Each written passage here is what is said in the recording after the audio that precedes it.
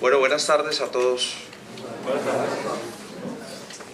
Quiero en primer lugar agradecer la invitación, la organización, al Colegio de Abogados del Trabajo, por generar estos espacios en los que nos permite, desde una óptica académica, contrastada con los escenarios de la realidad, venirles a compartir reflexiones, críticas, sobre todo muchas frustraciones, en un tema tan sensible, en la dinámica de la interacción, de la defensa de los derechos de los trabajadores en torno a sus garantías asociadas a la seguridad social. Vamos a compartir 1 hora y 40 minutos seguramente, en lo que, mirando yo un poco la agenda, pues la parte más compleja de la agenda, y la parte más compleja de la agenda porque es la parte con la que seguramente nos encontraremos con menos respuestas y con más inquietudes. Así que es una fórmula perfecta para terminar con una sensación de pronto de inconformidad al finalizar el ejercicio. Vamos a tratar de compartirles a ustedes desde un enfoque muy práctico, desde un enfoque muy reflexivo, los temas que les hemos preparado para este encuentro.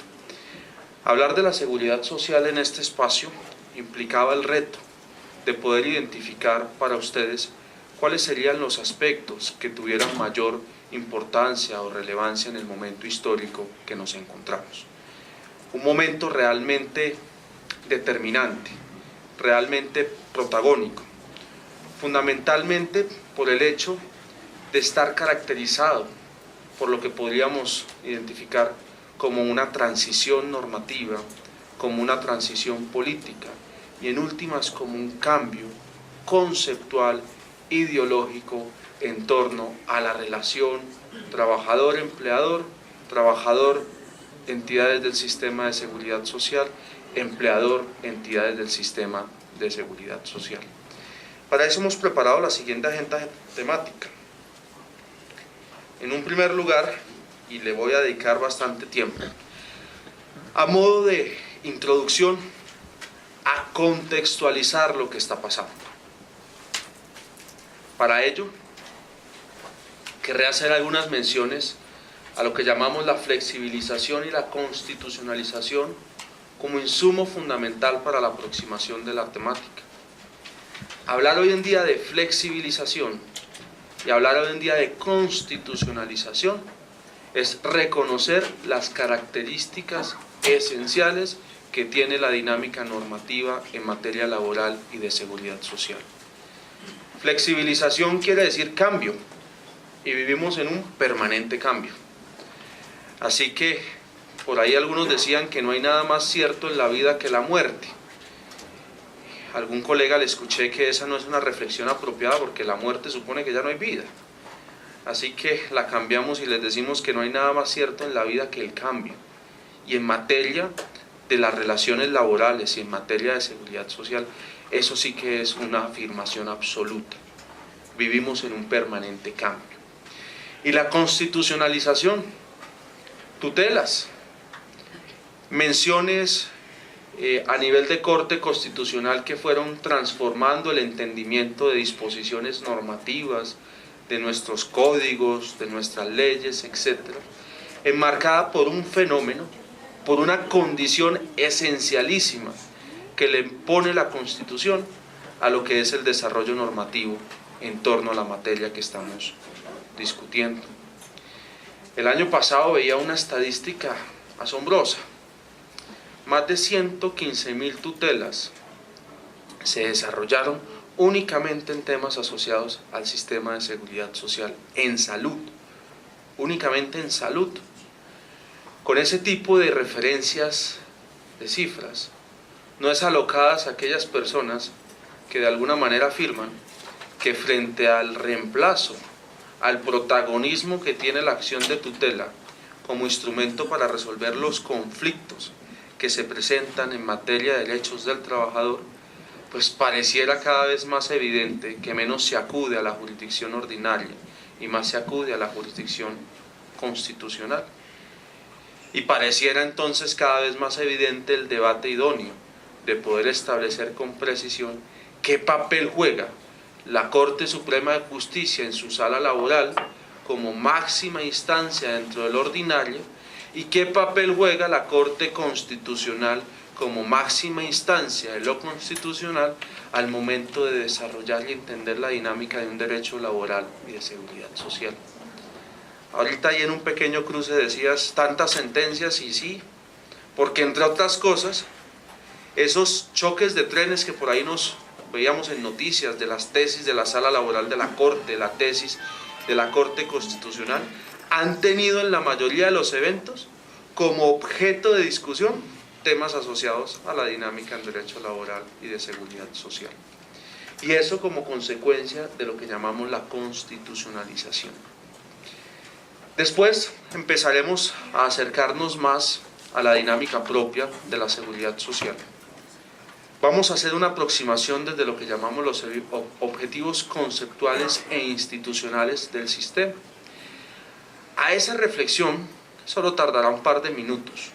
Lo que quiero darle es el contexto de advertir cómo conceptualmente el sistema nos evidencia una aspiración, la aspiración de contar con cobertura plena en todos nuestros riesgos respecto de toda la población, y cómo esa aspiración al lado se va logrando mediante una evolución institucional que va paso a paso.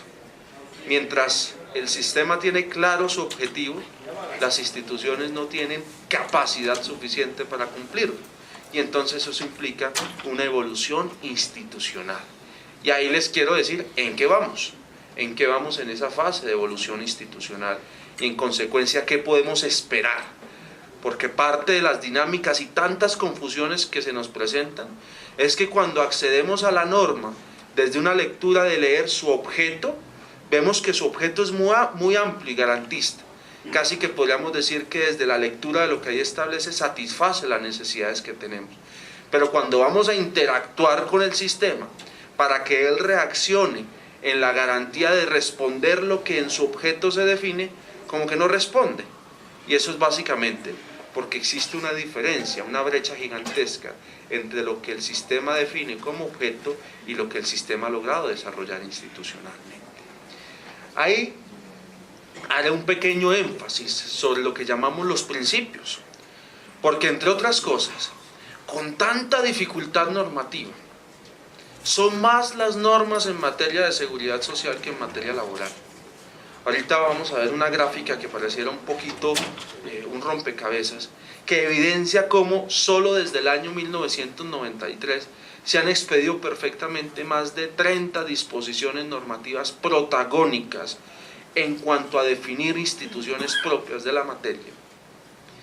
Frente a tanta dificultad, normas que se contradicen, una norma que establece una disposición, después la deroga otra norma y después aparece otra que dice exactamente lo mismo, pues básicamente tenemos que construir criterios desde una visión de principios. Y el sistema pareciera coincidente en haber determinado unos principios claros que deben guiar la interpretación y el desarrollo del mismo. Después de ello, a modo de conclusión de la introducción, vamos a hacer una evaluación en cómo estamos en este momento en cuanto a esa dinámica que está teniendo los cambios en materia de seguridad social. Y nos vamos a juntar un poco con los proyectos recientes en discusión y futuros. El año pasado estrenamos proyecto ya materializado en una ley asociado a nuestra dinámica de riesgos laborales, eso que implica en la dinámica de la relación de trabajo. El año pasado o a finales, en esta transición de los 2 años, estamos en toda la dinámica de las discusiones en torno a la reforma de salud. Eso que implica para nosotros, como trabajadores, usuarios del sistema. Y ahí está, tomando una siesta para hacer un respiro y un impulso, una vez pasen las elecciones presidenciales, con toda seguridad, lo que es la reforma pensional. Y eso, de alguna manera, que se puede anticipar, que puede impactarnos a nosotros. Cuando quisimos contextualizar esta charla, quisimos ayudar a identificar algunos aspectos que pudieran ser de especial interés para ustedes, que quisimos llamar algunas problemáticas de especial impacto. Obviamente, la extensión no nos permitía abordar todas las que ustedes pudimos recolectar en las ideas que nos plantearon previamente, pero identificamos dos protagónicas. Una, la que llamamos el fuero de salud, y cómo todo lo que tiene que ver con el desarrollo de esa interacción trabajador con la entidad del sistema en su capítulo de salud genera unas garantías, y unas garantías que, como ha sido objeto fundamentalmente de desarrollo por vía de pronunciamiento jurisprudencial, genera mucha discusión y confusión. Este es tal vez uno de los factores de mayor conflictividad hoy en día en las relaciones empleadores-trabajadores. Queremos, desde una óptica muy objetiva, compartirles unas reflexiones, compartirles unas visiones, el estado en que se encuentra el fuero de salud, para que nosotros podamos entender claramente cuál es el alcance y el objetivo del mismo. Y otro está asociado a la determinación del origen de una contingencia. Cuando estamos en esa discusión de este accidente o esta enfermedad, ¿es calificada como de origen profesional o es calificada como de origen común? Aquí hay una incidencia que tiene la ley 1562 en materia de definición de accidente y enfermedad profesional, y este año estamos estrenando decreto que reglamenta la forma como se tramita el procedimiento ante las juntas de calificación. Creo que yo podría poner ahí y una invitación de entrada para la asociación, un último punto que debería decir, y esta historia continuará, porque con toda seguridad son muchos los espacios que se puedan generar en torno a las expectativas de querer tener algunas claridades asociadas a todas estas discusiones. Entremos en materia para que el tiempo nos resulte eficientemente invertido. Quise arrancar, ya se los planteé, con enfatizar en lo que implica los conceptos de flexibilización y constitucionalización como motor que dinamiza todo el contexto, desarrollo, las discusiones en materia de derecho laboral y de seguridad social. Les quiero hacer una invitación. Yo sé que muchos colegas hemos contribuido negativamente para ese malentendido. Flexibilizar no es contrario a proteccionismo. Cuando advierto la flexibilización como una característica esencial de nuestro derecho, estoy haciendo énfasis, flexibilizar es sinónimo de cambio. Cuando yo reconozco la característica de algo flexible, es algo que no puede ser rígido, que tiene que estar en capacidad de moldearse, que tiene que estar en capacidad de adecuarse. ¿Adecuarse para qué? Y aquí en materia del derecho el objetivo es muy claro: adecuarse para lograr un escenario de justicia. Entonces, para poder lograr la búsqueda de justicia, nosotros no podemos ver nuestras disposiciones laborales y de seguridad social bajo una lupa de rigidez, bajo una lupa de no cambio. De hecho, si uno mira aspectos asociados a la definición puramente, digamos, de diccionario, flexibilizar es hacer flexible alguna cosa, darle flexibilizar. Lo que tiene disposición a ceder, acomodarse, concertar medios, esfuerzos, etc. Esta flexibilización en nuestra disciplina tiene claramente una disposición en materia legal que la impone. Cuando ustedes empiezan la lectura del Código Sustantivo del Trabajo, que tiene mucha incidencia en materia de seguridad social, porque cuando nuestro Código Sustantivo del Trabajo nace, y ya lo vamos a ver cuando estemos hablando de la evolución institucional del sistema, es el primer gran paso que se hace en la búsqueda de la universalidad de la cobertura en materia de seguridad social. Antes de hablar de seguros sociales, antes de hablar de administradoras de riesgos laborales, EPS, fondos de pensiones, el Código era muy claro en establecer como consecuencia de la relación empleador-trabajador, como parte de las obligaciones derivadas del contrato de trabajo, todo lo que hoy en día conocemos como componente esencial del capítulo prestacional de la seguridad social: incapacidades, pensiones, etc. Así que esa mirada de flexibilidad es una mirada de cambio, es una mirada de reconocer la dinámica permanente a la que se encuentra expuesta toda esta materia asociada a la seguridad social y temas laborales. Pero miren lo interesante como lo aborda la norma. La finalidad de este código es lograr la justicia en las relaciones que surgen entre trabajadores y empleadores dentro de un espíritu de coordinación económica y equilibrio social. Es precisamente esa última expresión, la coordinación económica y el equilibrio social, la que supone, la que imprime la obligación de cambio de la norma. Porque lo que está diciendo es que el objetivo de justicia se logra, y aquí sí no nos admite la figura clásica de la estatua de la justicia ciega, no, se logra viendo. Y se logra viendo cuál es el contexto económico y social en determinado momento histórico. Y ahí sí, cuando nosotros nos aproximábamos a estudiar lo que era la ciencia económica propiamente dicha, siempre nos pintaban una línea ondular como esta, que no quiere decir que es que esté viva o esté muerta. Lo que quiere decir es que la economía por esencia es cambiante. Y ese ciclo, que los picos se acompañan por partes bajas, es que parte de la teoría económica indica que por regla general, después de un periodo de recesión, acompaña un periodo de abundancia, y después de un periodo de abundancia acompaña un periodo de recesión. Decir que el derecho laboral, decir que la seguridad social, decir que el contexto de la relación empleador-trabajador es flexible, es decir que el derecho laboral no puede ser proyectado como una línea rígida, como la que se establece en azul en esta gráfica. Porque si se proyecta como una línea rígida, resulta que en los periodos de abundancia es injusto hacia la relación trabajador, hacia la parte llamada trabajador. Pero resulta que en los periodos de recesión puede resultar injusto hacia la parte llamada empleador. Por eso la concertación en materia laboral es tan importante.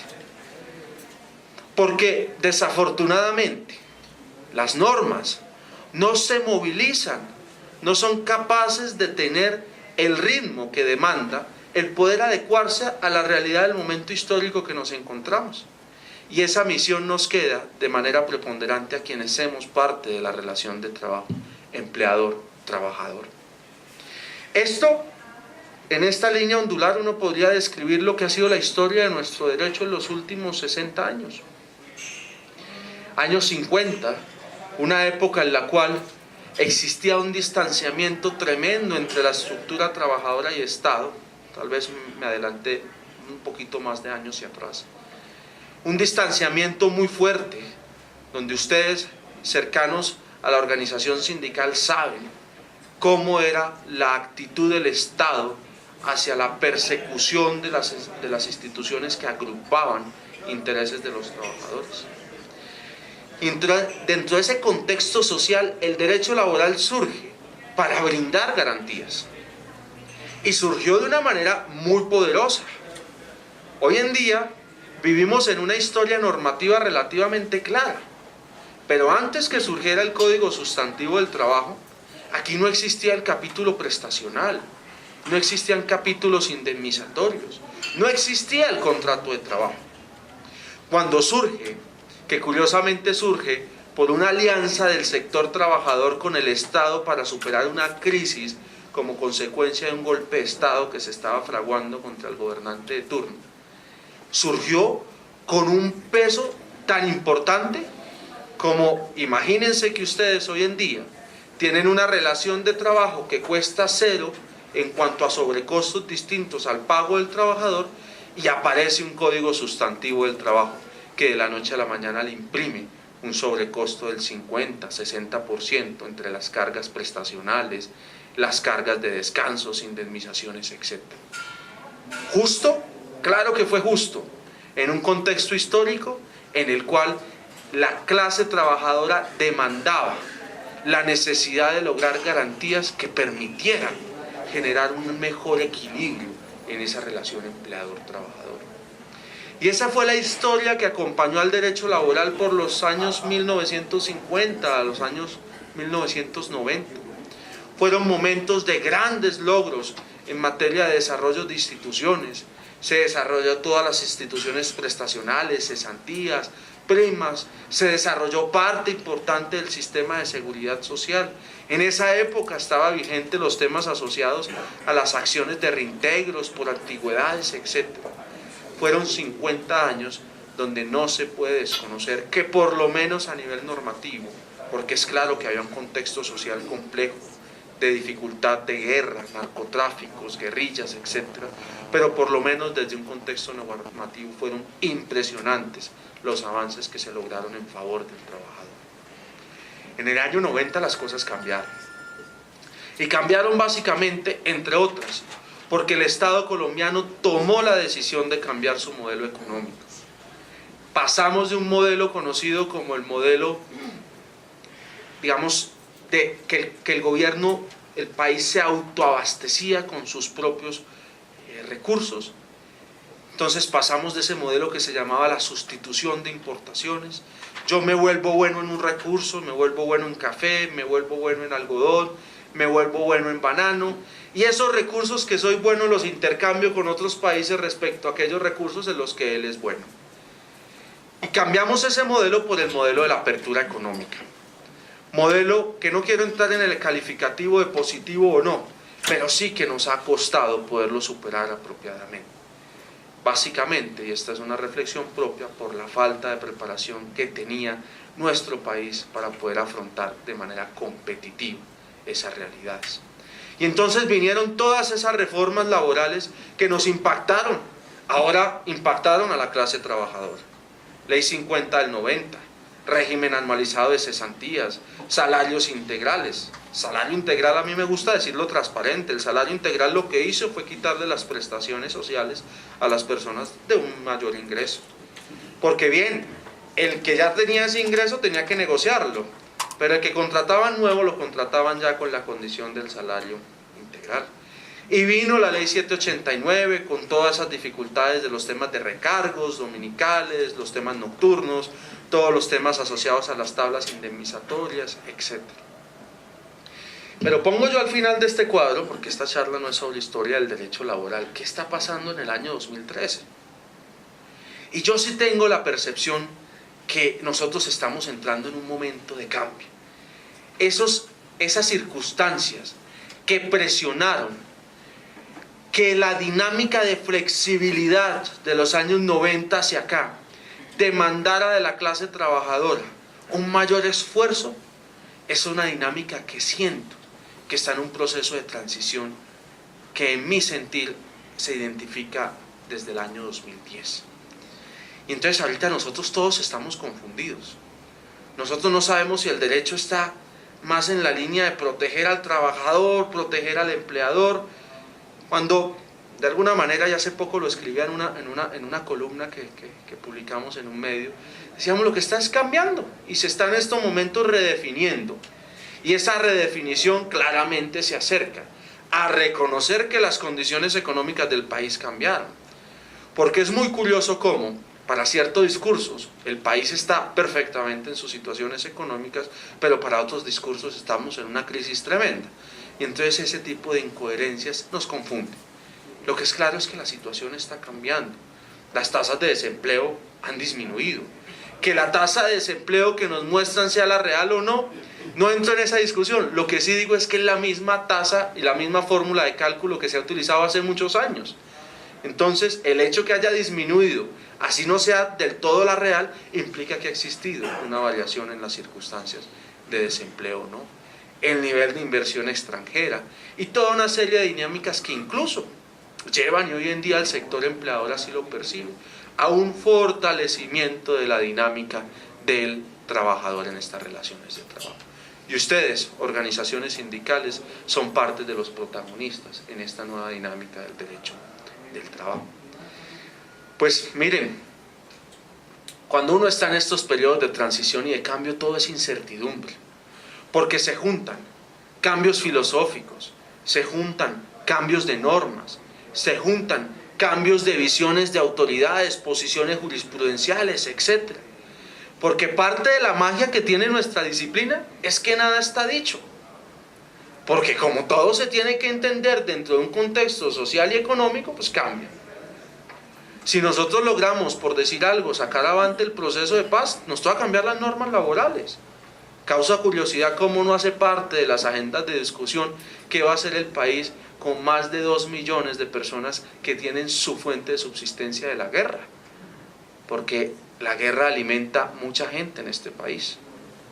Tenemos el ejército más grande, pero a eso pongámosle toda la parte ilegal de la guerra, pero también pongamos la parte legal de todo lo que tiene que ver el suministro hacia la guerra, etc. 2 millones de personas, no hay cifras exactas, pero más o menos 2 millones de personas dependen del negocio de la guerra en Colombia como tal. Entonces, esta reflexión de la flexibilización es básicamente una forma de decirles anticipadamente, les pido excusas. Primero, si los confundo, porque estamos confundidos varios. Y segundo, si no les doy respuesta a todo lo que están esperando, porque estamos en un momento en que es muy complejo dar respuestas. Que el fuera de salud, cuando se entiende que existe o no, depende de la sentencia que leamos. Una sentencia dice unas cosas, otra sentencia dice otra cosa. Pero además depende de la Corte. Pero si nos vamos a la Corte Constitucional, depende de la Sala. Que la garantía pensional para aquellos años donde no se hicieron aportes, que si le toca al empleador o no tener una provisión, pues depende de la Sala de revisión de la Corte que lo lee. Y ahí sí, nosotros y en eso sí los abogados somos muy conscientes y reconocemos todo que nosotros somos los abogados, pues depende. Y en últimas todo depende, como dice por ahí una canción. Bueno, miren,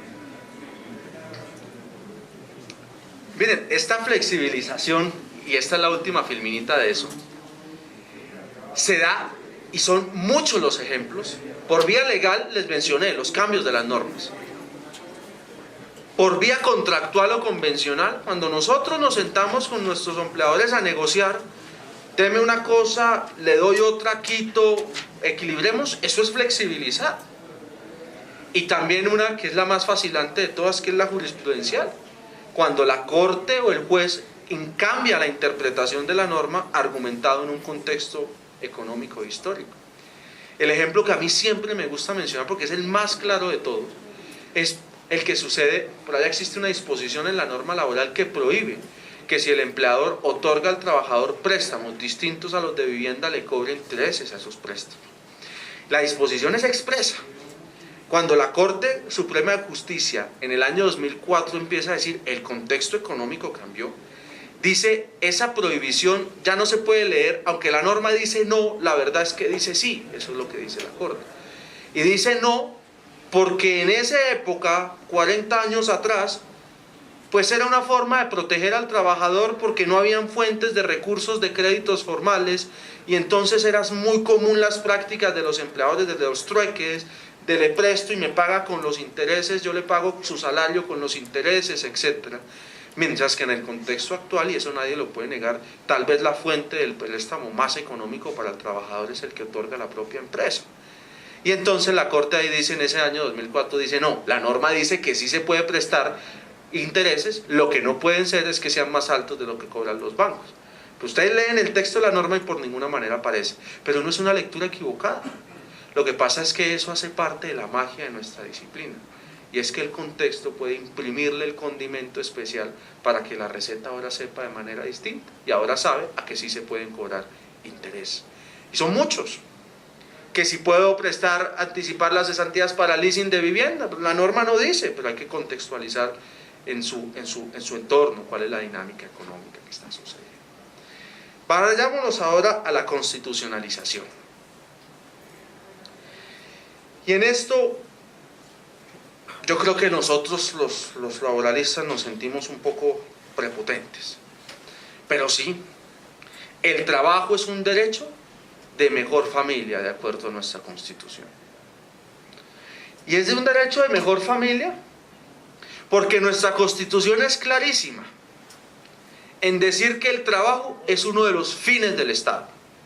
El Estado existe entre otras, dice nuestra Constitución, para garantizar la vida, la libertad.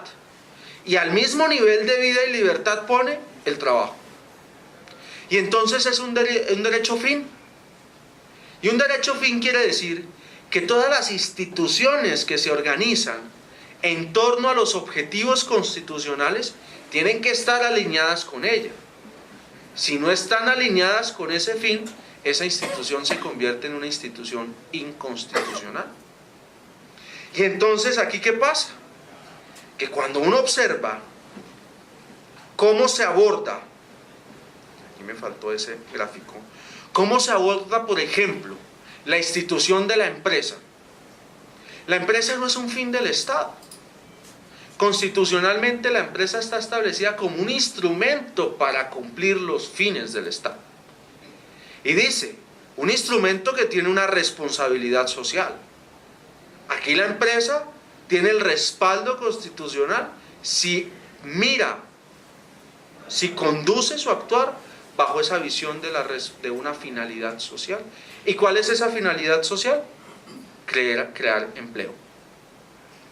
Entonces, muchas de las dinámicas de discusiones que se llevan a rango constitucional entre el derecho al trabajo y el de la empresa, no, es que resulta que el fuero de maternidad implica que se está transgrediendo el derecho fundamental de la empresa a escoger libremente a quién contrata o no.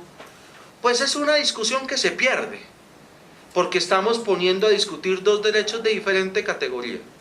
Estamos poniendo a discutir al papá con el hijo, estamos poniendo a discutir si es cierto que el trabajo tiene que ceder a la expectativa que tenga, digamos, una mirada sobre una garantía empresarial. Ahora, eso no quiere decir que no tengan que haber equilibrios o objetivos, porque así como la institución tiene que ser creada para buscar su objetivo, tampoco puede ser que se haga abusos institucionales para lograr los mismos objetivos. Por ejemplo, la tutela. Nosotros tenemos que reconocer que la tutela se ha abusado inmensamente de los dos lados. De los dos lados. Ese tipo de abusos no cuenta y no puede contar con el respiro constitucional. Esa especial condición que le trae la Constitución al trabajo como una mirada de fin transformó nuestro derecho y transformó la forma como se entienden las partes de la relación de trabajo. ¿Por qué? Entre otras cosas, porque resulta que del trabajo, y lo reconoce expresamente la Constitución, se derivan, además de unos objetivos constitucionales, unas garantías que empiezan a ser propias de un derecho fundamental del trabajador. Es que resulta que el trabajo resulta el ingreso para la persona y de ese ingreso su fuente de subsistencia.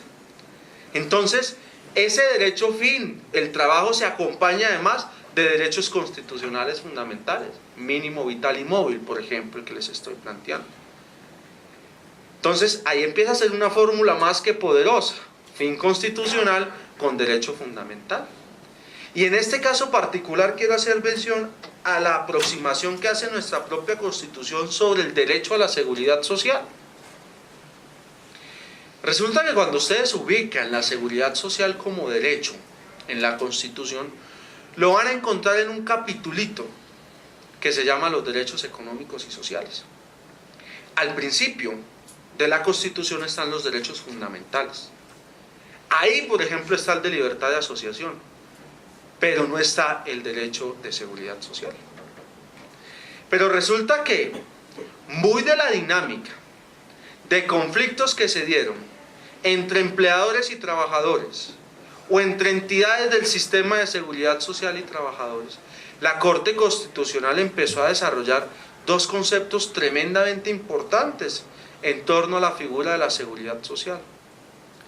Primero, y esta tesis la empezó a sostener por allá desde el año 92, dijo: el derecho a la seguridad social, si bien es un derecho no clasificado como fundamental, puede resultar fundamental por conexidad. ¿Por conexidad con cuál? Con alguno de los derechos fundamentales.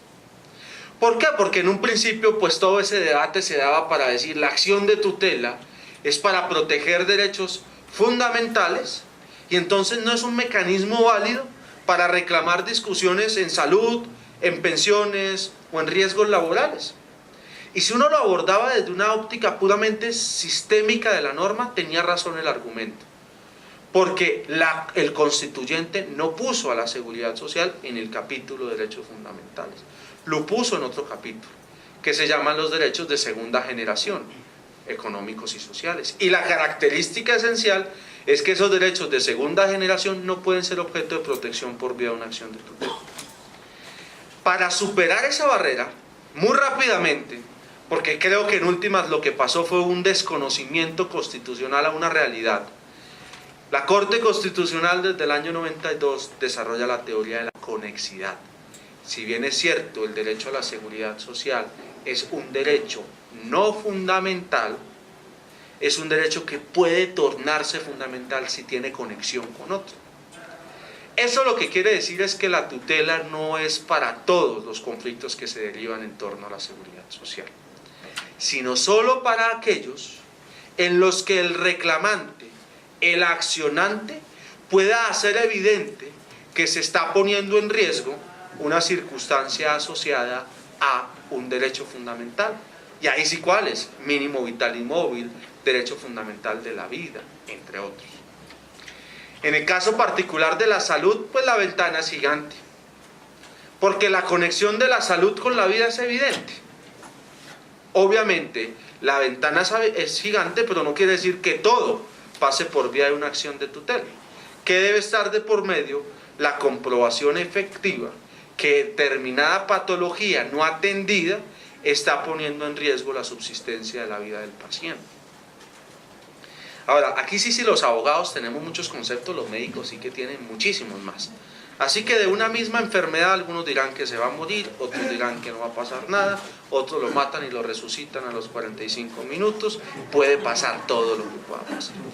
Por eso el boquete es tan grande, el boquete es tan grande. Entre otras cosas, por ejemplo, porque además la salud tiene conexiones con otros, como por ejemplo la dignidad.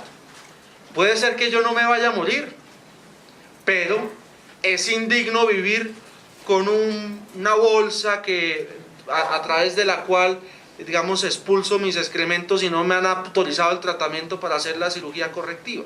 No me va a morir, pero es indigno. Y esas dos fórmulas fue la que permitió generando esa puerta gigantesca por la cual se introdujeron todo tipo de procedimientos. Muchos al principio les causaba curiosidad cómo incluso los procedimientos asociados a las cirugías de gordura empezaron a ser aprobadas como parte del POS. Claro, vida y dignidad. Recuerdo una tutela que en una ocasión leí cómo la persona decía que era indigno para él que por su gordura no cabía por las puertas de los buses. Y entonces, pues era indigno no poder interactuar, digamos, en unas condiciones de vida como las que ofrece el país. Pero ahí no ha llegado la tesis de la Corte Constitucional. Yo no quiero dejar pasar esto. La Corte Constitucional, por allá en el año 90 y 2007, dijo algo muy importante. Dijo: todos los derechos de la Constitución son fundamentales. ¿Se acuerdan que les decía? Hay un capitulito de derechos fundamentales y después unos derechos de segunda generación, etc. Pues en un primer momento desarrolló la tesis de la conexidad para decir que se podía volver fundamental. En el 2007, y estas tres sentencias lo replican, la 016, la 585 y la 580 del 2007, la Corte Constitucional empezó a decir: la consagración en la Constitución de un derecho lo hace fundamental. Ahora, cosa distinta es que no todos los derechos fundamentales tienen la posibilidad de hacerse efectivos por una acción de tutela. Es diferente, es diferente. ¿Por qué es diferente? Porque sí digo, y yo lo afirmo de esa manera, así me vayan a echar del colegio, la seguridad social es un derecho fundamental. Pero, como no todos los derechos fundamentales son objeto de acción de tutela, la seguridad social podrá ser objeto de acción de tutela dependiendo de si se está en los escenarios de poner en afectación inminente o grave una condición esencial de la persona. Entonces, ¿puedo reclamar una pensión por tutela? Sí, si soy capaz de demostrar que esa circunstancia es apremiante para la persona. ¿Puedo reclamar un procedimiento médico por tutela? Sí, si soy capaz de demostrar que esa circunstancia es apremiante. Hago esta reflexión porque para los que están del otro lado, las EPS, los empleadores, pues tienen que recoger el argumento de decir que es que no, porque no es derecho fundamental, porque con ese argumento van a perder todas unas de las defensas que pretendan plantear. Bueno, pues resulta que estas condiciones de constitucionalización que le imprimen una visión especial a nuestra disciplina y de flexibilización, pues han acompañado, ha sido parte de la guía de cómo ha ido evolucionando nuestro sistema. Les decía al inicio de la charla, la seguridad social tiene dos formas de abordar lo que podríamos llamar los objetivos conceptuales o lo que podríamos llamar los objetivos institucionales. Conceptualmente, ¿cuál es el objetivo de la seguridad social? Ofrecer a todos, no trabajadores, no independientes, a todos, las garantías para poder administrar colectivamente unos riesgos a los que todos estamos expuestos, y como consecuencia de dejar una posibilidad de materialización de riesgo, de un impacto muy grande, si no se administran se vuelve una problemática social. ¿Y cuáles son esos? Como lo abordó Colombia hasta el año 2002, vejez, invalidez, salud y muerte. Y digo hasta el año 2002 porque en el año 2002, con la ley 789 del 2002, esa que a veces le damos tanto palo por lo flexibilizadora hacia el empleador, introdujo un cambio muy importante en el alcance conceptual de la seguridad social colombiana, que estamos colgados en desarrollarlo, y es como parte de los riesgos de administración colectiva, parte del sistema, el desempleo. Estamos colgados, pues ya hay la ley que establece la posibilidad de destinar parte de las cesantías, un seguro de desempleo, etc., pero tal vez de los subsistemas del sistema de seguridad social es el que menos desarrollo tiene. Pero bien, conceptualmente la seguridad social nace con ese objetivo. Un objetivo trazado, un objetivo claro. Ahora, para lograrlo hay que haber un desarrollo institucional. Para lograrlo se empiezan a organizar las cosas. Como cuando ustedes dicen mi objetivo es comprar el carro. Pero no quiere decir que ya tenga el dinero para comprarlo. Entonces voy a empezar a organizar las cosas. Voy a empezar a ahorrar una parte de mi ingreso. Voy a empezar de pronto a otra partecita del ingreso, invertirlo en un chance o cualquiera de las fórmulas como quieran uno plantearlo. ¿Para qué? Para que gradualmente pueda llegar al objetivo. Pero de pronto usted dice, oiga, reuní el dinero para un carro de segunda, no el nuevo. Bueno, voy a avanzar. Compro el de segunda y después me voy para el siguiente. Pues ahí es donde está la diferencia de que tanto nos cuesta a nosotros armonizar. Porque si bien la seguridad social tiene claro su camino, pues institucionalmente las cosas van mucho más lento. Esto es de a décadas que vamos avanzando. El primer salto institucional gigantesco Colombia lo hace cuando introduce el seguro social. El seguro social como desarrollo institucional, no, incluso me voy un poquito más atrás, cuando introduce el contrato de trabajo. Cuando introduce el contrato de trabajo hace un salto institucional. ¿Por qué? Porque a costas del empleador, como carga prestacional se impone que él ayude a atender las cargas de seguridad social del trabajador. ¿Cuáles eran? El auxilio monetario por incapacidad lo pagaba el empleador. La pensión la pagaba el empleador si se cumplían unas condiciones, etc. El siguiente gran paso es cuando eso se hereda al sistema de seguro social. Pero el sistema de seguro social tiene un concepto, como su nombre lo dice, de seguro.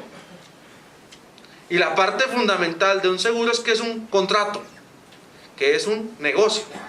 Y entonces implica que ¿quién tiene seguro social? El que tiene cómo comprarlo, el que tiene cómo asegurarse. No es que la norma haya renunciado al objetivo de brindar seguridad social a todos. Fue como empezó, fue el carro usado que compró al principio.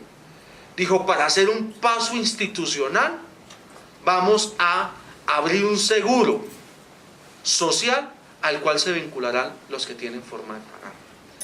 Y es más, eso fue por regiones, entonces, y eso fue por industrias, eso fue supremamente gradual. Y esa evolución bajo el concepto del seguro social nos acompañó hasta el año 93, cuando aparece la seguridad social.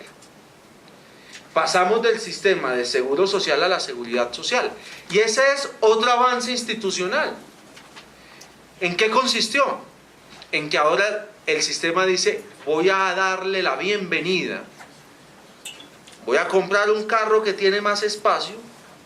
¿Para quiénes? Para las personas que no tienen vínculo laboral, para las personas que no tienen esa relación de la que se derivaba la adquisición del seguro social. Y esto fue dispar, y no es que haya sido malo, pero parte también de la dificultad profunda que existe hoy en día en el entendimiento de las normas, es que resulta que el sistema de seguridad social se concibe como un sistema armónico, pero no es armónico. Y no es armónico, ¿por qué? Porque se ha desarrollado a destiempos. Salud, por ejemplo. En salud, con la ley 100 de 1993, la ley arrancó con toda. La ley 100 arrancó dándole salud a todos los colombianos, por el régimen contributivo o por el régimen subsidiado. Entonces, ahí ese tema de quiénes son afiliados obligatorios o voluntarios a salud no existía. Todos son afiliados obligatorios a salud. Lo que pasa es que el que tiene capacidad de pago al régimen contributivo, el que no tiene capacidad de pago al régimen subsidiado. Con eso les anticipo una cosa. Como a nivel de cobertura, el sistema de seguridad social en salud arrancó con la tarea hecha, pues todos los esfuerzos de reforma que se han hecho, uno lee en prensa como crítica, son reformas asociadas a situaciones financieras, a cómo llevarle recursos al sistema para que cumpla con lo que está ofreciendo. El sistema, en lo escrito, no tiene problemas de cobertura. El sistema no tiene problemas de cobertura. El sistema lo que tiene es problemas de financiamiento. Por eso todas las reformas se dirigen hacia allá. Ahora, el sistema tiene unos problemas gigantescos, no de cobertura, de calidad de la cobertura. Y eso vuelve a ser un tema de financiamiento. Ustedes no ven en la reforma, están con las discusiones del POS, que ahora ya va a llamar mi plan, ya ahorita vamos a ver. Porque la preocupación que tiene es que vayan a recortar cosas. Porque hoy en día todo lo cubre el sistema. Ayer estaba compartiendo con el director administrativo de un laboratorio farmacéutico, y yo le decía, bueno, ¿y cuál es el negocio de ustedes? No me acuerdo la expresión exacta, pero lo que me dijo es enfermedades catastróficas. Ni siquiera catastróficas, eran enfermedades raras. Yo le dije, ¿cómo es ese negocio? Si no, me decía, enfermedades que la estadística es más o menos 1 en 1.000.000 de habitantes. Pues, ¿qué negocio tan malo? Le decía yo. Yo no, porque el tratamiento de una persona de esas puede costar $1.000.000 al año. Por lo extraño de la enfermedad. Yo le decía, ¿y a ustedes quién les paga los tratamientos aquí en Colombia? Me decía el POS. Lo que no logran por lo escrito, por tutela, lo pagan. Nosotros no tenemos problema de cobertura, es un problema de financiamiento. Porque la ley 100 de 1993 arrancó con cobertura plena. Nosotros a veces nos acostumbramos no a decir ciertas mentiritas, pero a omitir ciertas verdades. Colombia, por ejemplo, la ley 100 de Colombia es una ley que la han utilizado como ejemplo para el desarrollo de sistemas de salud de otros países, por ejemplo México. Y aquí todos estamos diciendo que en otros países, claro, porque lo escrito ya arrancó desarrollado con el sistema de cobertura. En pensión no fue así. En pensión el paso fue más tímido. En pensión se insistió en la obligatoriedad del dependiente y del que no era voluntario. Entonces miren que mientras en salud fue obligatorio para todo el mundo desde el 93, en pensión la obligatoriedad solo surgió en el año 2003, 10 años después. Y en riesgos laborales surge 10 años después. Ley 1562 reglamentada en el año 2013. Así que yo creo que las cosas nosotros nos va a tocar hacer como las profecías de los 10 años, porque en materia de seguridad social cada 10 años algo está pasando. De pronto la reforma pensional que están hablando termina saliendo por allá en 10 años. Porque en el 93, salud plena para todos. En el 2003 ya la norma dice para los independientes pensiones, siguió dejando por fuera a una gente. Las personas que no tienen capacidad de pago en materia pensional existe una especie de régimen subsidiado.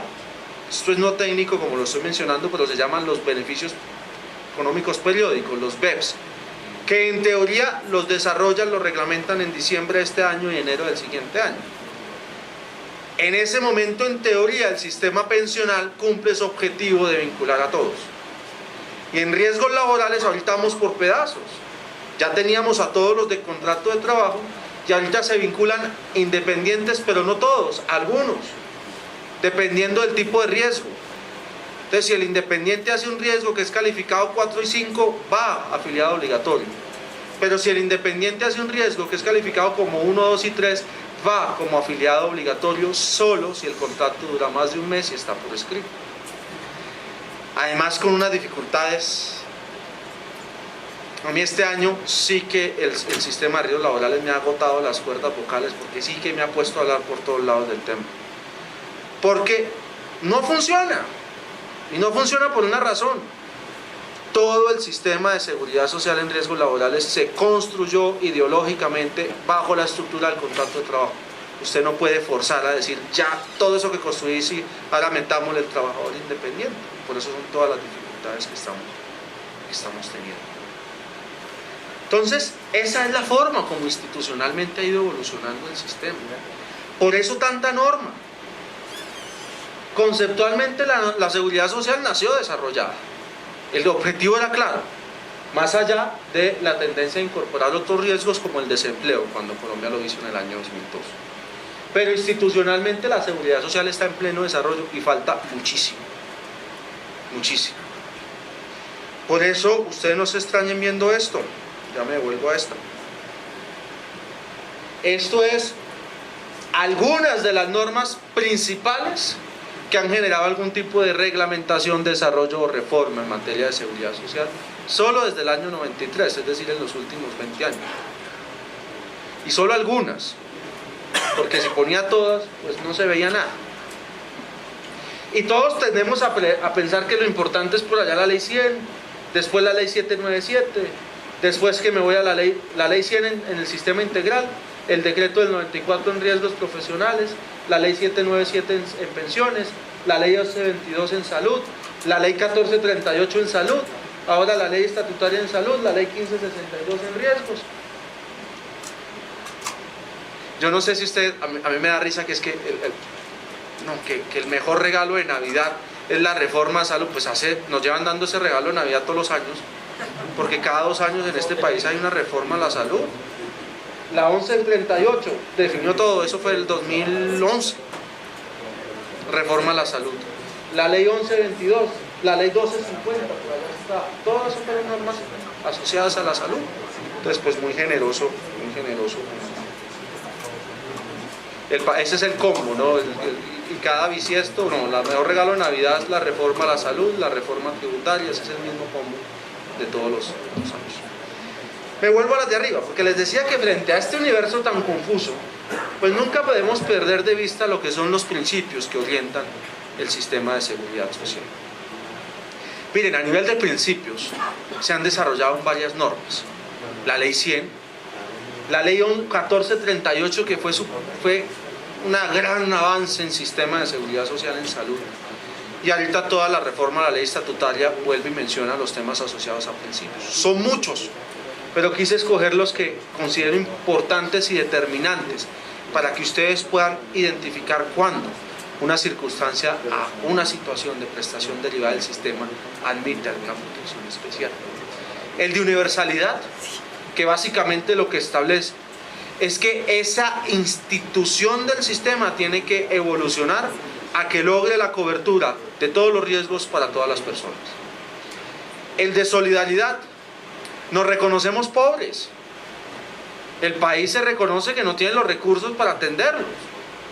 Hay otros países, yo no sé si ustedes recuerdan la inauguración de los Juegos Olímpicos de Londres, que hay un momento que sacaron unas camillas y saltaban entre una cama y otra y todos pensamos que estaban haciendo un homenaje a Peter Pan y estaban haciéndole un homenaje a su sistema de seguridad social en salud porque allá es 100% público y 100% gratuito. Acá no se puede. Aquí es solidaridad. ¿Qué quiere decir? El que tiene más, paga más. El que tiene menos, paga menos para recibir la misma salud. En lo asistencial, en lo económico no, desde luego. La sostenibilidad financiera está impreso como un principio del sistema. Ese es tal vez el de mayor dificultad en su administración, porque presta para todas las lecturas. Sostenibilidad financiera dice, el sistema tiene que ser viable. Como el sistema tiene que ser viable, hay que ser muy responsable en lo que se autoriza dentro del sistema. Entonces, cuando entra en la discusión del tipo de medicamento, si la cirugía es laparoscópica o ordinaria, es la discusión de que si eso es responsable financieramente con el sistema. Pero adicionalmente es el fundamento por el cual tenemos que pagar unas cosas, como los copagos, por ejemplo.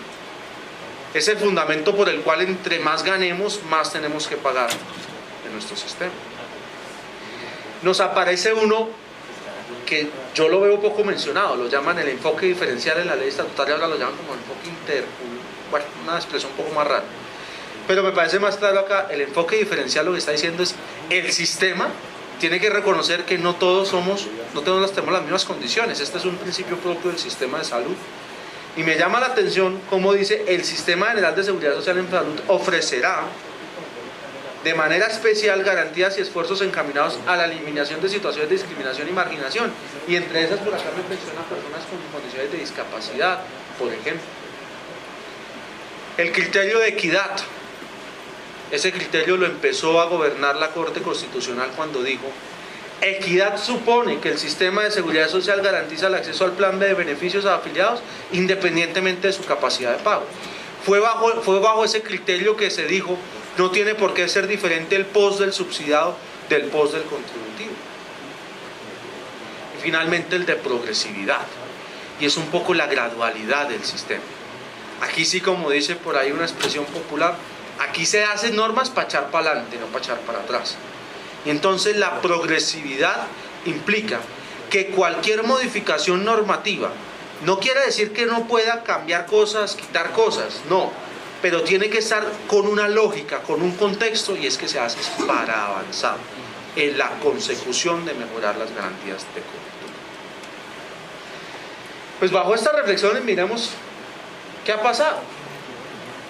Todo el conjunto de reformas en salud, por ejemplo, la 1122, la 1438, etc.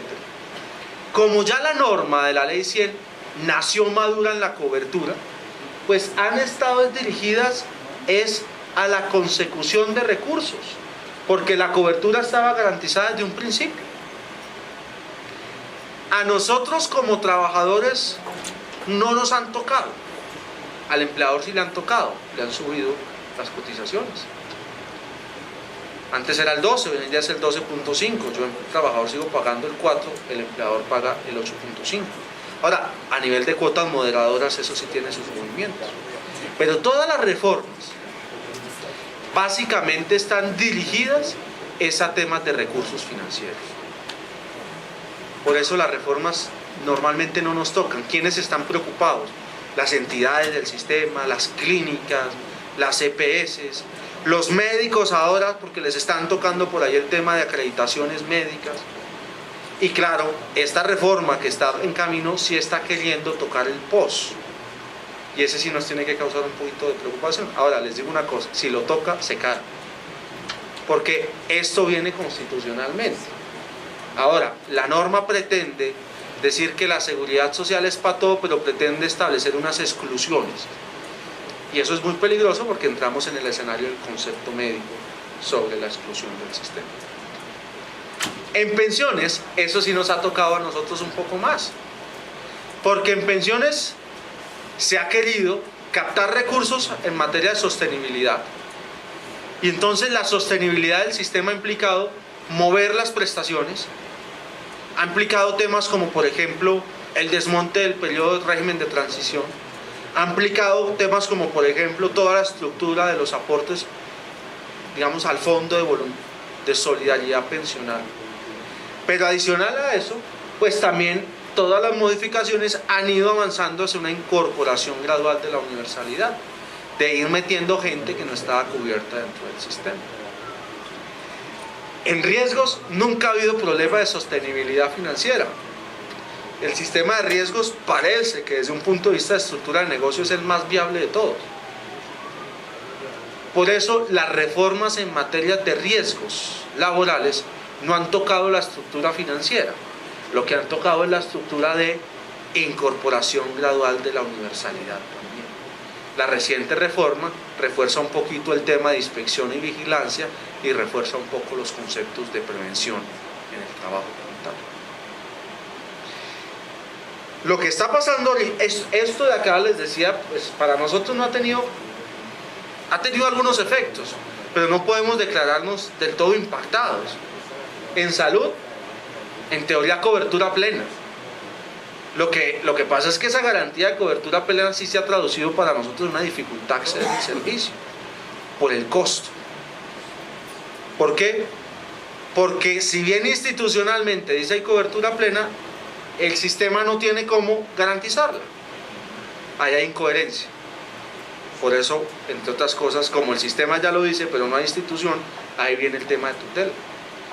La Corte Constitucional ha dicho muchísimas veces que una de las razones por las cuales la tutela es válida como un mecanismo para reclamar situaciones en salud es cuando se logra evidenciar no solo la circunstancia de situación crítica para el paciente, sino también evidenciar que la institución no se ha desarrollado de acuerdo al mandato legalmente establecido. En materia pensional se nos han incrementado un poco los costos, sí, y se nos ha alejado la expectativa de la prestación. Nos han incrementado las semanas de cotización, el desmonte del periodo de transición, etc. Y eso en los que están en los regímenes de prima media, en los que están en regímenes de ahorro individual existe una sensación generalizada de, digamos, como inquietud. ¿Cómo va a ser finalmente la materialización de mi derecho pensional? Y en materia de riesgos laborales, para ustedes ha sido casi que neutro lo que ha pasado en materia de riesgos laborales. Tal vez un refuerzo en materia de prevención, como les diría, y ahorita que viene una nueva época de inspección sobre el particular. Las reformas que están por ahí cursando son unas reformas que yo las quise resumir de la siguiente manera. En salud, pues finalmente la ley estatutaria hizo la definición sobre el derecho fundamental de salud. Eso, la ley estatutaria no hizo nada nuevo realmente. El tema esencial en materia de salud es la ley ordinaria que está en trámite, porque ya viene el mecanismo de cómo se va a desarrollar la fundamentalidad del derecho. Y cuando uno identifica esa ley, yo podría establecer que básicamente los aspectos esenciales son: uno, con la creación del concepto de salud mía. ¿Qué es lo que están pretendiendo de fondo para que ustedes lo tengan claro? Antes los recursos tenían una intermediación. Yo le pago a la EPS, la EPS me presta, la EPS traslada al FOSIGA y el FOSIGA me paga. Y entonces empezaban con unas fórmulas de compensaciones, etc. Lo llamado salud mía es que pretende funcionar como una especie de tesorería. Va a haber un solo ente, poderosísimo, más de 40.000 billones, creo que es la cifra que establecen que se recauden por aportes, que afilia, que recauda y que paga. porque ya las llamadas gestoras, que es la otra parte, que es que las EPS las cambian por gestoras, se vuelve únicamente la promotora en la prestación del servicio. Lo que le quitan es el recaudo y la administración del recurso, básicamente. Que las EPS se acaban, eso es una mentira. Eso, digamos que lo que pasa es que al quitarles la función de recaudo y de administración de recursos, con eso aprovechan y le cambian el nombre y dicen, usted va a ser una gestora de la prestación del servicio. La segunda parte, porque en esta nos va a impactar, porque eso nos va a cambiar la dinámica de interacción, especialmente pienso que a los empleadores, que son a quienes les toca tramitar los pagos de incapacidades, de licencias, etc. La segunda parte tiene que ver con el objetivo de hacer una definición a lo que llaman mi plan. Cuando ustedes oigan eso, están refiriéndose al POS. Se quiere hacer una definición por vía negativa. Antes el POS decía que incluía. Ahora lo que se quiere decir es mi plan que no incluye. Y se quiere dejar eso como ya a nivel constitucional se dijo que el POS no tiene barreras, incluye lo que la persona necesite para efectos de su subsistencia.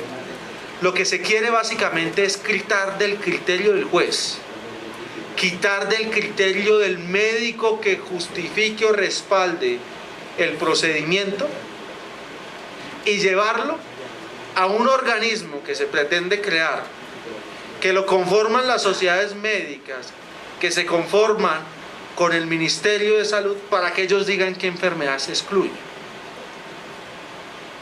Opinión personal, gravísimo.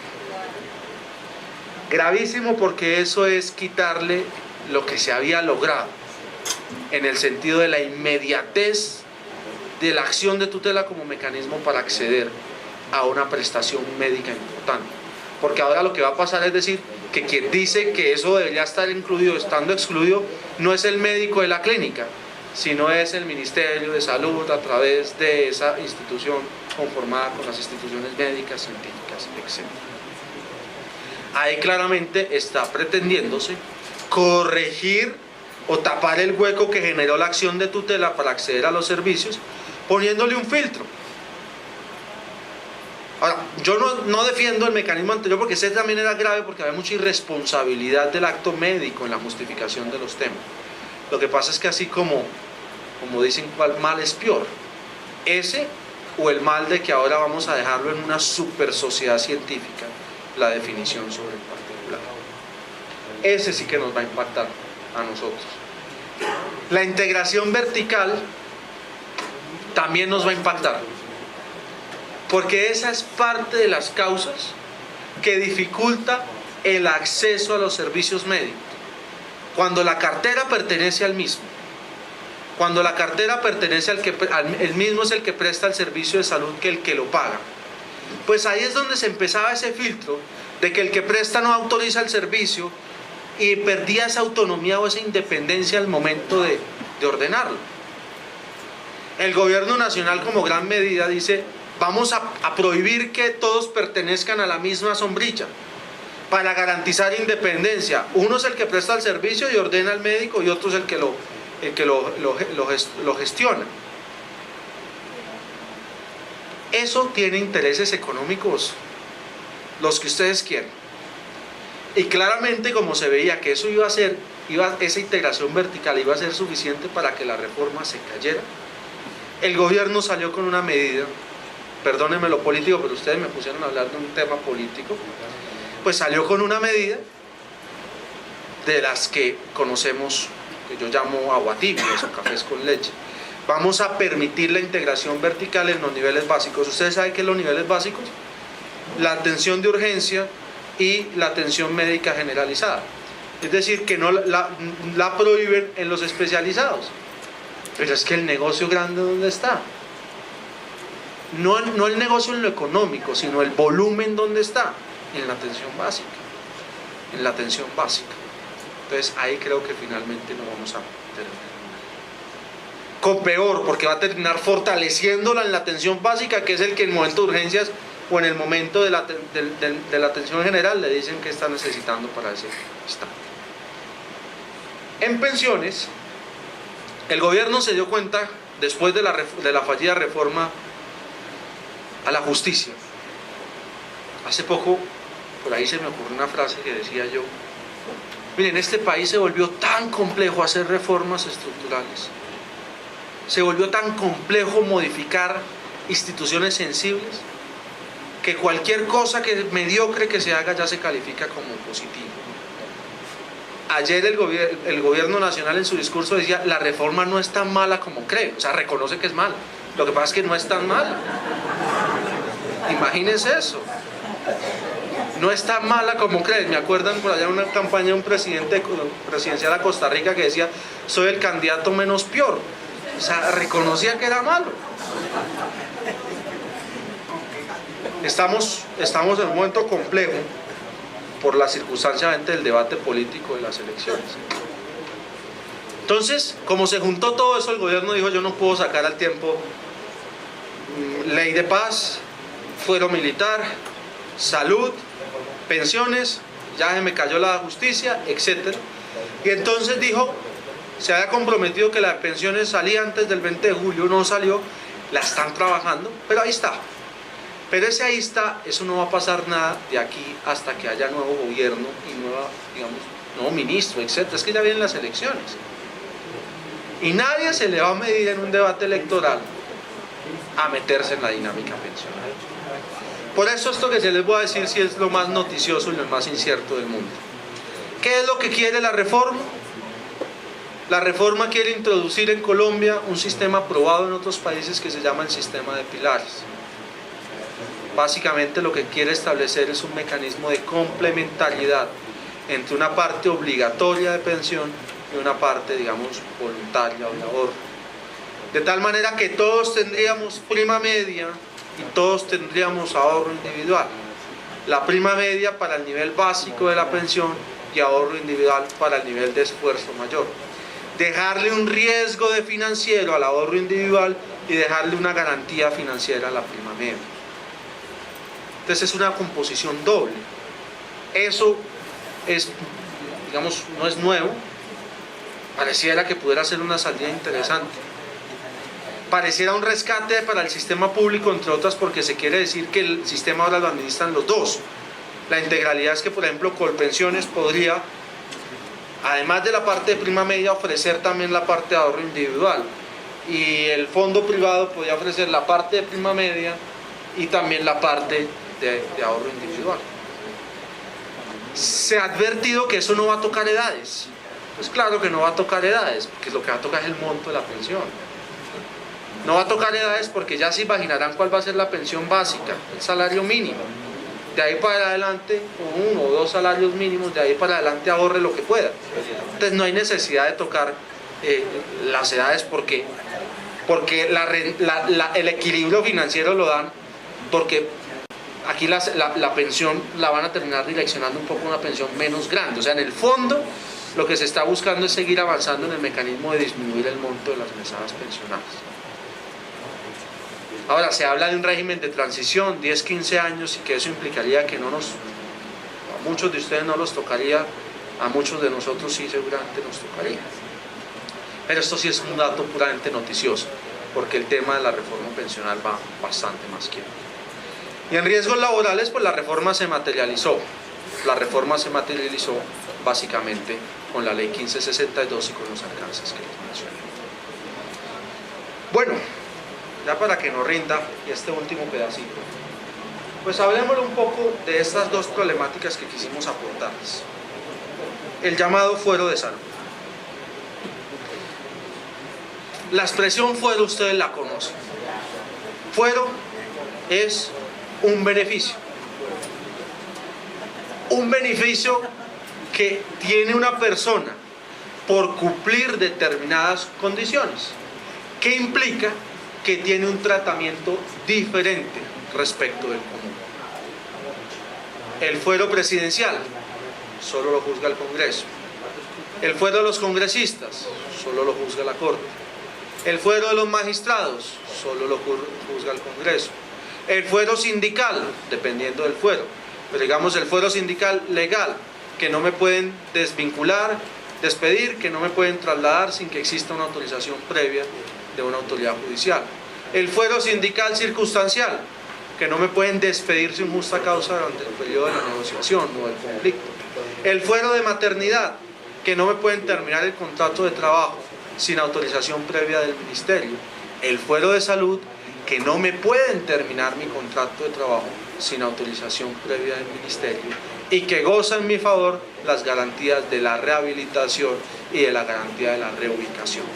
Ese es el fuero de salud, una garantía que se predica de una persona que cumple determinadas condiciones. El alcance del fuero de salud nadie lo discute. Todos sabemos que el fuero de salud implica no poder desvincular a la persona sin autorización del ministerio, que implica que la persona le asiste el derecho a la rehabilitación y a la reubicación. Lo que se discute con mayor énfasis es cuál es la persona que goza del fuero de salud. El alcance, digamos, sí tiene sus partes de discusiones, especialmente en el tipo de terminación, si aplica o no, pero no es el debate fundamental. El debate esencial es quién es la persona que goza de ese fuero. Y aquí les quiero contar un poco la razón de la dificultad y de la historia. El fuero, normativamente hablando, lo introduce la llamada ley Klopatowski, que es la ley 361 del año 96. Esa ley Klopatowski, que la llamaron así porque quien la promovió pues era el senador Jairo, que tiene una discapacidad, establecía expresamente en ningún caso la limitación puede ser motivo de no vinculación o de desvinculación. Entonces, todo lo que eso dice es eso. En ningún caso la limitación de una persona podrá ser motivo para obstaculizar una vinculación laboral, a menos que dicha limitación sea claramente demostrable como incompatible e insuperable con el cargo que se va a desempeñar. Asimismo, ninguna persona limitada podrá ser despedida de su contrato por razón de su limitación, salvo que medie autorización a la oficina del trabajo. Esta norma es clara, esta parte de abajo. Nótese, no obstante, quienes fueran despedidos o sus contratos terminados por razón de su limitación, sin el cumplimiento del permiso, operaba, decía la norma, una sanción especial o una multa a cargo del empleador que equivale a 180 días de salario. Toda la dificultad que ha existido es el concepto de limitación. ¿Y por qué? Porque resulta que la ley traía una fórmula para resolverlo. Decía, la limitación, la persona con limitación, deberá aparecer calificada como tal en el carnet de afiliación al sistema de seguridad social. Dicho carnet especificará el carácter de limitación, el grado moderado, severo o profundo. Pues el tema arrancó con una regla de juego clara. Si alguien tenía una limitación, la entidad promotora de salud debería en su carnet calificarlo como limitado. Esa expresión es un poco brusca, pero así era la que utilizaba la norma, como limitado. Y ese que estaba calificado como limitado gozaba del fuero establecido por él. ¿Qué pasó? Que no se hizo la tarea y nadie incurrió en el ejercicio de calificar las condiciones, de hacer el censo delimitado, de calificar quién tenía la limitación. Claro, cuando no se hace la tarea, que no es la primera vez que a la Corte Constitucional le toca resolver ese reto, la Corte dice, el hecho de hacer la tarea no quiere decir que quede suspendida la garantía para la persona. Recuerden artículo 53 de la Constitución, que desarrolla el ajuste del salario, que desarrolla muchas garantías constitucionales bajo el amparo de un nuevo estatuto. Y la Corte dice, el hecho de no haber sacado el nuevo estatuto no quiere decir que no se desarrolle esa garantía. Pues aquí dijo lo mismo. Dijo, como no se ha definido el limitado en el carnet, no quiere decir que se quede sin la garantía. ¿A quién le toca resolver qué es limitado? Al juez. Tamaño problema, pues usted sabe que los jueces somos abogados, o sea que limitados no sabemos, o sea el conocimiento no sabemos. Y entonces nosotros tenemos dos jueces, el juez constitucional y el juez ordinario. Pues bien, ese concepto, el juez ordinario y el juez constitucional, lo han abordado de manera distinta. El juez Corte Suprema de Justicia, es decir, el juez ordinario, ha dicho que la limitación exige una calificación formal. El juez constitucional ha dicho que la limitación no exige una calificación formal, lo que exige es una debilidad.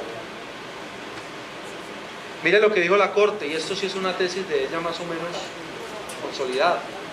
Para que un trabajador acceda a la indemnización estatuida en el artículo 26 se requiere que se encuentren alguna de las siguientes hipótesis: con limitación moderada, que corresponde a la pérdida de capacidad laboral entre el 15 y el 25, severa del 25 al 50 o minusvalía del 50 para arriba. Es decir, que para el juez ordinario, para que haya fuero de salud, se requiere calificación y que esté por encima del 15.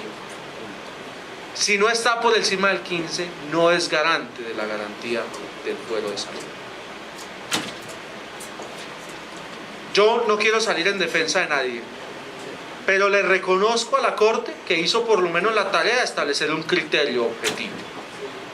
De decir por lo menos, todo el mundo sepa que si van a una junta de calificación y les califican que tienen una pérdida de capacidad superior al 50, tienen fuero. Si no, no tienen. Pero la Corte Suprema de Justicia, la Corte Constitucional, perdón, empezó a hacer unos cambios importantes. Primero, dijo, esa fórmula alterna que tiene la norma, de si no pido permiso, lo que opera es una indemnización, es inconstitucional. Mismo argumento que en su momento predicó para la misma fórmula del fuero de maternidad, porque esa tenía una regla parecida. Empezó cambiando.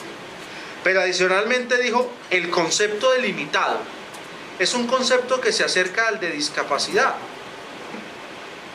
Y ese concepto de discapacidad se acerca a un concepto de disminución. Y ese concepto de disminución se acerca a un concepto de debilidad. Y ese concepto de debilidad no exige ninguna calificación previa para que se acredite esa condición. Muy diferente, muy distinto. Y ahí sí, obviamente, todos le van a decir muchas cosas. Entre otras cosas porque además la Corte ha variado sus mecanismos. Yo lo que les quiero decir sobre este punto particular es que bajo la tesis actual de la Corte Suprema de Justicia se requiere calificación y no inferior al 15. Bajo la tesis de la Corte Constitucional es mucho más laxa, demuestre debilidad. Pero hay una fórmula en la que actualmente digo que como que se complementan. Porque pareciera consolidada la tesis de la Corte Constitucional que las tutelas en materia de salud son transitorias. Porque el tema era muy complicado. Porque cuando la Corte Constitucional, de pronto, sin un estudio del todo cuidadoso, terminaba calificando una debilidad que no correspondía como tal y condenaba al fuero, entraba el gran interrogante: ¿y eso qué es? ¿De por vida? ¿Es por unos meses? Es hasta que la EPS diga que se recuperó, o la LL. Pero ¿qué pasa si tiene una calificación permanente del 5%? Nunca se va a recuperar. La Corte Constitucional no se ha metido en eso. Y lo único que dijo como mecanismo es, ¿saben qué? Las tutelas son transitorias. Es decir, los efectos de los fueros de salud son por un tiempo. Tiempo en el cual el trabajador tiene una obligación, y es llevar al juez ordinario para el que sea el que decida. Y ustedes ya saben cómo va a decidir. Con eso lo que les quiero decir es que la amplitud del fuero de salud, como lo ha abordado constitucionalmente la Corte, es innegable, pero es temporal. Porque a nivel de la jurisdicción ordinaria existe ya una calificación mayor, y ya vimos que es que exista calificación y que no sea inferior a determinado porcentaje.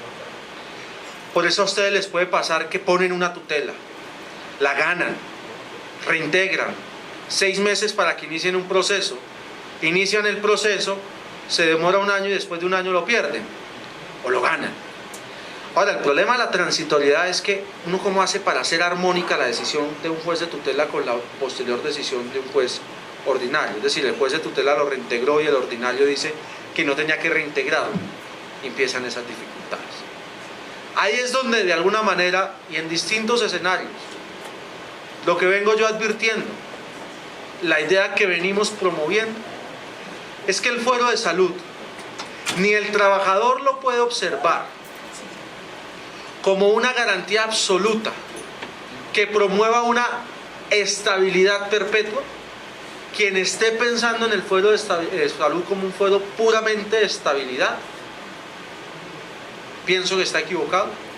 Ni tampoco el empleador puede ver las circunstancias de fuero de salud como un problema que le toca administrar, porque se vuelve un problema. La visión que hay que armonizar es que el fuero de salud hay que verlo como una oportunidad que la ley conjuntamente impone a los dos. Usted, empleador, tiene que garantizarle al trabajador condiciones que le permitan adecuar su capacidad de trabajo a la capacidad laboral que tiene, pero usted, trabajador, responda. Porque si usted, trabajador, no responde bajo la sombrilla de que soy estable, va a tener dificultad. Porque el fuero de salud, por ejemplo, restringe la desvinculación, pero no el manejo disciplinario. Una suspensión del contrato de trabajo no se restringe por un fuero de salud como tal. Entonces esas miradas conflictivas no van a ayudarle a ninguno de los dos. A mí siempre me gusta compartir una lección que me dejó una persona tremendamente valiosa. En una ocasión, en una empresa que estábamos asesorando, le llegó la siguiente orden de restricción. El trabajador no puede permanecer con su pie derecho reposado en una misma superficie por más de 20 minutos continuos. Mira, no tan grave. Lo grave es que el señor era conductor en una empresa de transporte. La forma como a uno siempre le llegan los clientes es: doctor, ¿cómo hago para sacarlo? Y la forma como uno responde: no hay forma de sacarlo. O sea, eso es... Y entonces ahí es cuando uno empieza a perder las asesorías, porque dicen: este señor no colabora, no ayuda. Y entonces yo me acuerdo que le dije al cliente: no, muy complicado, no hay forma de reubicarlo. Y eso siempre aparece en los no hay forma de reubicarlo. Oiga, pero es que, ¿por qué no consulta otro cargo? Y ahí también el trabajador a veces responde: sí, pero ese cargo no me interesa. Eso ahí tenemos que reconocer que eso empiezan los pimponeos de lado y lado. Me acuerdo entonces que después de tanto la empresa me dijo: mire, ya listo, le creo, toca negociar al señor. Negocio, le autorizo una plata, vaya, llegue a un acuerdo. Y empecé yo con las negociaciones con la persona. Y yo hubo un momento que yo veía que yo subía y eso nada que reaccionaba. Y yo hubo un momento que dije: oiga, yo le quiero hacer una pregunta, ¿usted qué es lo que quiere? Y me respondió: yo quiero trabajar. Entonces pues sí quedé como muy malo. El negocio de él es: yo quiero trabajar, y el negocio de la empresa es: no quiero darle trabajo. O sea, son posiciones irreconciliables.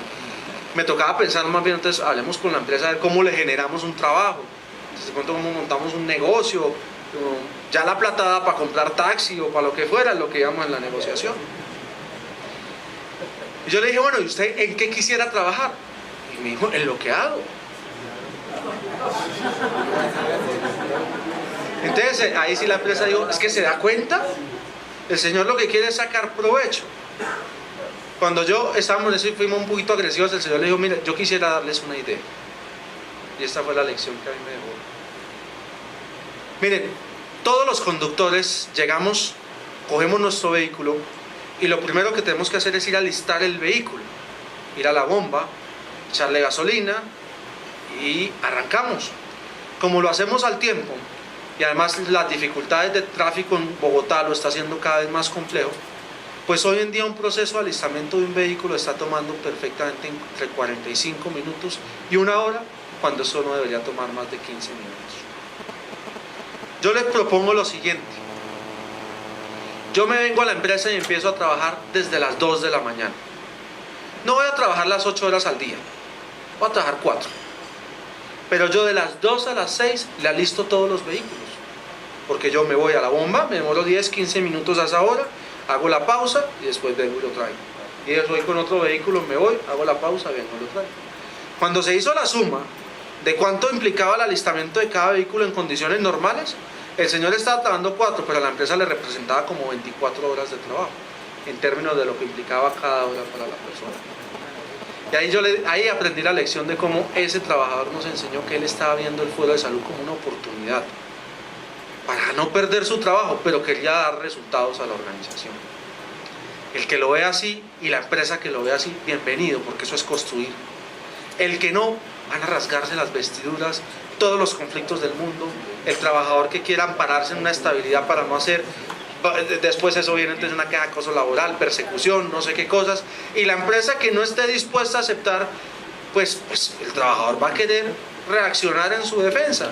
Y al final vamos a dejarle resuelto las cosas por un juez que no entiende la realidad ni la dinámica de lo que en el fondo está pasando. Entonces, en el caso particular del fuero de salud, el tema es así de amplio en lo jurídico. Pienso que hoy en día podríamos decir que con la regla, si bien las dos cortes están en contraposición, pues lo de la Corte Constitucional va a estar temporal y después se resuelve con el criterio de la jurisdicción ordinaria. Pues la invitación es no necesariamente verlo desde la conflictividad, pues si hablar de criterios de jueces es hablar de conflicto, es hablarlo más desde el criterio de la construcción bajo la idea de visión conjunta de crear una oportunidad. Miremos cómo la creamos. Que si nos toca exponernos a trabajos que de pronto no nos gustan o para el cual no estamos preparados, que la empresa me prepare o que yo le coja gusto. Porque en últimas uno también tiene que entender que ahí tiene que haber una circunstancia. El otro aspecto era asociado a la determinación del origen. Por eso vamos a recuperar. Sobre el caso particular de la determinación del origen, que es la inquietud de cómo sé si esa enfermedad o accidente es profesional. Esto tiene dos tests, lo que llamamos el test, o dos partes, la parte sustancial y la parte procedimental. La parte sustancial es el concepto. ¿Cómo hago para saber conceptualmente si eso es un accidente o una enfermedad? En el caso del accidente, que es la parte conceptual más compleja, pues la ley 1562 retomó parte de los instrumentos que habían definido. Nosotros lo teníamos definido en el decreto del 94, eso lo tomó la Corte Constitucional en el 2006. La Corte Constitucional le dijo al Congreso haga la ley en 6 meses y ellos entendieron 6 años, la hicieron fue en el 2012. Y entonces durante ese vacío aplicaron fue un régimen por allá de la Comunidad Andina de Naciones. En el entretanto, no nos dé pena decirnos, duramos 6 años sin definición de accidente de trabajo en Colombia. La ley lo retoma y lo retomó muy parecido, con algunas precisiones que ya les voy a hacer mención. Lo muy parecido que es, siguió insistiendo la ley, que accidente de trabajo es todo hecho repentino que genera una lesión. Aquí amplió el concepto, dijo no solo lesión orgánica, sino también psicológica, psiquiátrica, que sea como consecuencia o con ocasión del trabajo. Esa expresión consecuencia o en ocasión del trabajo es la que le da trabajo a los abogados, es la compleja de resolver, porque es el llamado nexo de causalidad y nexo de causalidad. Voy a contárselos así de fácil. Nexo de causalidad, cuando el accidente sucede trabajando. ¿Tú qué haces? Acá adelante. Cobras cartera. Te toca moverte a veces a alguna instalación. Entonces te mandan y dicen, oye, vete a hacer el cobro de cartera a tal instalación. Y estando allá, ¿te accidentas? Te accidentaste trabajando. El que opera una máquina y se mutiló un dedo, se accidentó trabajando.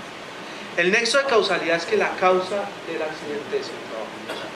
Ese es más fácil de identificar, porque es el que normalmente sucede en el horario de trabajo o en las instalaciones de la empresa o en ejecución de una orden del empleador. Pero resulta que la norma dice accidente de trabajo es ese o el que opera por ocasión del trabajo. Y ese concepto sí es más amplio, porque la ocasionalidad es cuando es el trabajo, no el que es la causa del accidente, sino el que genera la ocasión para que la persona se accidente. Es chistoso decirlo, pero me gusta decirlo así porque se entiende. Es el que le da al trabajador la oportunidad para accidentarse. Gracias a la oportunidad que le dio la empresa, usted se accidentó. Entonces, miren cómo lo define. Esto es una sentencia muy vieja pero muy clara.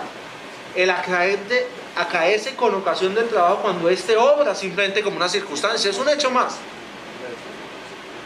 En este caso el trabajo crea la oportunidad para que el hecho ocurra. Entonces miren, este es un caso que académicamente siempre lo traemos, que le sucedió a una empresa de hidrocarburos. Por un viaje de trabajo envía a una persona a Armenia. La persona estando en el hotel descansando, sucede el terremoto y murió. La pregunta era si eso era una muerte por accidente de trabajo. Claramente la persona no estaba trabajando en ese momento, estaba descansando. No podría decirse que la causa del trabajo fue el accidente, es más, fue el terremoto. Pero la corte terminó concluyendo que la empresa era la que había generado la oportunidad para que el personaje estuviera allá. Fue la que generó la ocasión, y eso le da la condición de accidente de trabajo.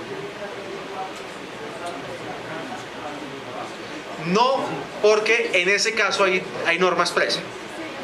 Ese ejemplo particular tiene norma expresa. Nosotros tenemos norma expresa para 3 casos que sé que a ustedes les causa inquietud.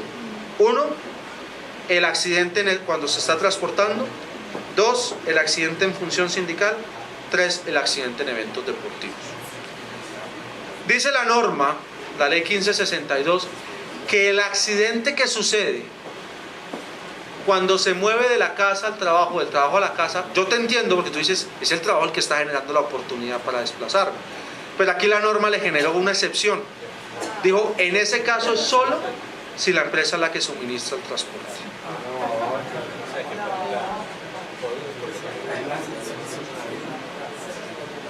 Correcto.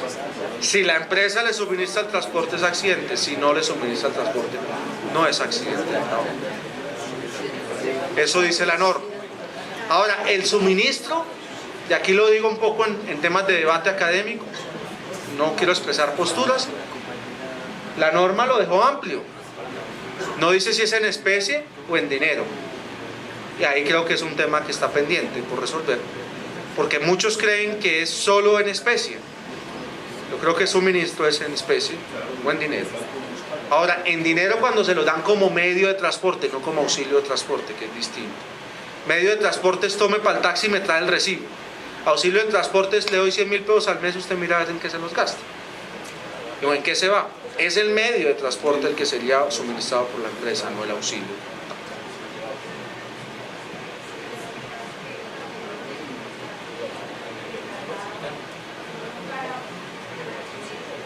Ese sí, porque ese no es accidente, lo que llaman in itinere, que es de la empresa al trabajo, sino ese es haciendo tu trabajo que tienes que desplazar.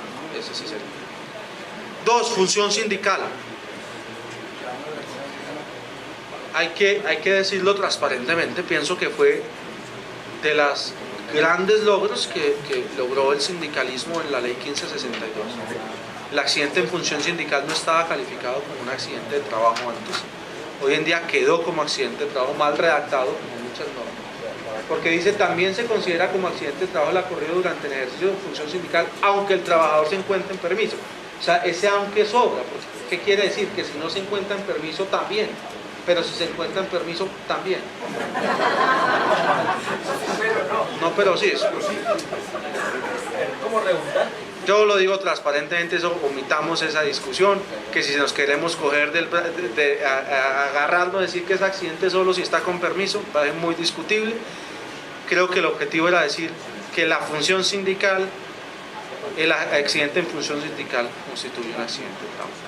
Ahora, aquí quiero hacerles un llamado a la responsabilidad, porque aquí también función sindical es todo, pero nada.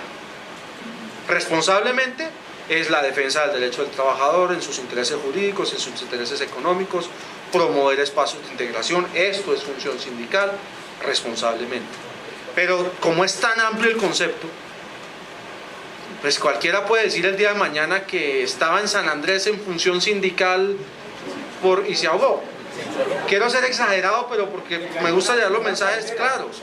Entonces seamos responsables, porque como me quitaron la condición de tiempo, función sindical es si ustedes efectivamente están cumpliendo una orientación que les dio el sindicato, eso se constituye accidente, tienen que informarle al empleador, porque el empleador tampoco es mago para saber ustedes dónde están en el momento del ejercicio de la función.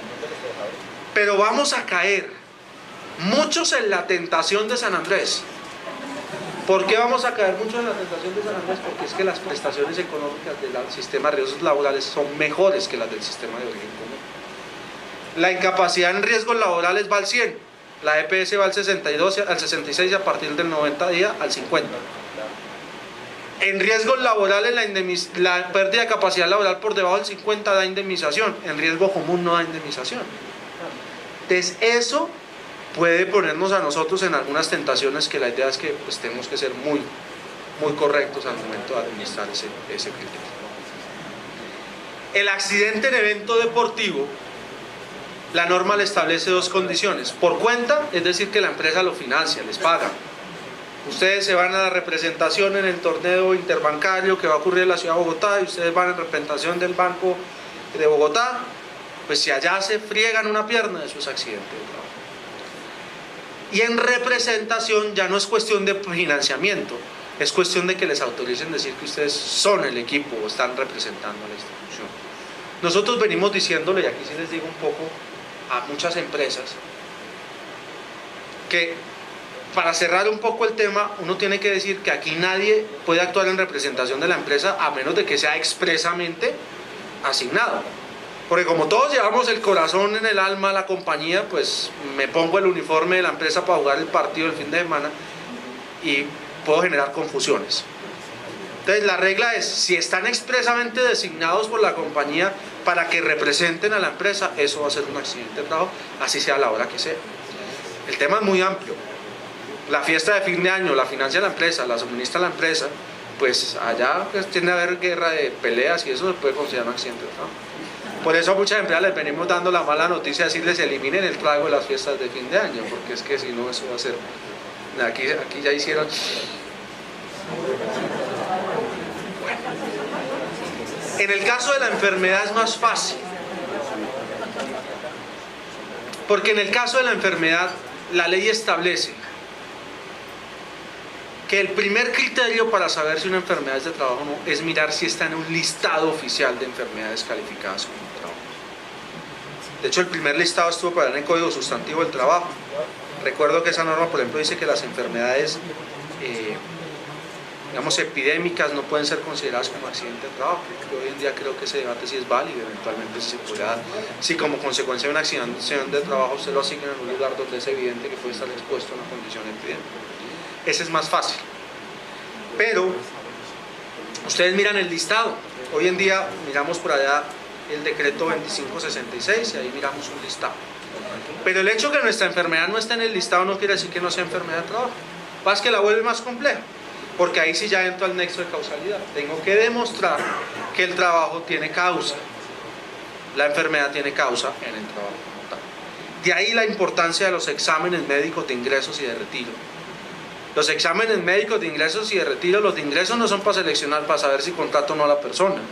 Es para saber qué patología trae, qué condición, primero para manejo interno y segundo para saber quién responde por el cubrimiento.